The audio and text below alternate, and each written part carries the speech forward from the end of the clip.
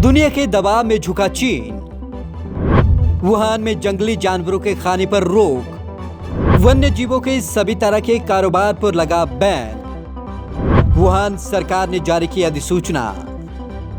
5 साल के लिए वन्य जीवों के कारोबार पर लगी रोक।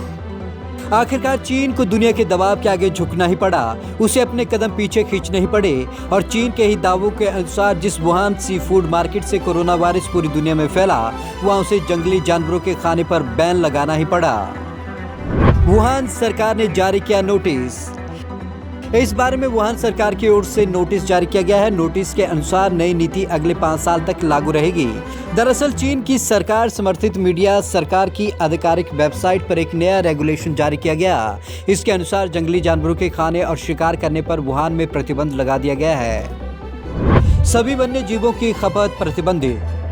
आदेश के अनुसार जंगली जानवरों और उनके उत्पादों की खपत को प्रतिबंधित किया जाता है, जिसमें सभी स्थलीय वन्य जीव शामिल हैं। वन्य जीव जानवर जो राष्ट्रीय और हुबोई प्रांत संरक्षण सूची में है, इसमें राष्ट्रीय महत्वपूर्ण संरक्षण के तहत कीमती जलीय जंगली जानवर और लुप्तप्राय जलीय जंगली जानवर भी शामिल हैं। वाइल्ड लाइफ से जुड़े उत्पादों के कारोबार पर रोक। इस आदेश के साथ ही वुहान में लोमड़ी, मगरमच्छ, भेड़िए, सांप, चूहे और मोर समेत कई जंगली जानवरों के खाने पर 5 साल का बैन लग गया है। इसके अलावा किसी भी संगठन या व्यक्ति को वाइल्ड लाइफ या उससे जुड़े उत्पादों के प्रोडक्शन, प्रोसेस करने, इस्तेमाल या कमर्शियल ऑपरेशन करने की इजाजत नहीं होगी। वुहान मार्केट में दुनिया भर से आते हैं लोग। चीन के वुहान स्थित सी फूड मार्केट में तमाम तरह के स्थलीय और जलीय जीव जंतु के मांस का कारोबार होता है। यहाँ दुनिया भर के लोग आते हैं। इनमें कई जीव जंतु तो संरक्षित जंतु की श्रेणी में आते हैं। यहाँ के बाजार में सांप, अजगर, चमगादड़, गिरगिट, चूहे, कछुए, लोमड़ी के बच्चे, जंगली बिल्ली, मगरमच्छ, पेंगोलिन और चीते के बच्चे तक का मांस मिलता है। बैन लगाया जाना बड़ा कदम।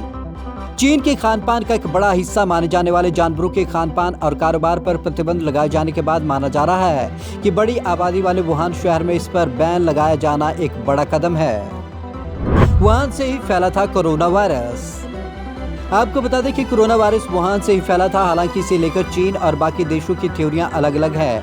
चीन का कहना है कि वायरस वुहान के वेट मार्केट से फैला, जबकि अमेरिका समेत कई सारे देशों का मानना है कि कोरोना वायरस प्राकृतिक नहीं कृत्रिम है। यह वुहान इंस्टीट्यूट ऑफ वायरोलॉजी से फैला है।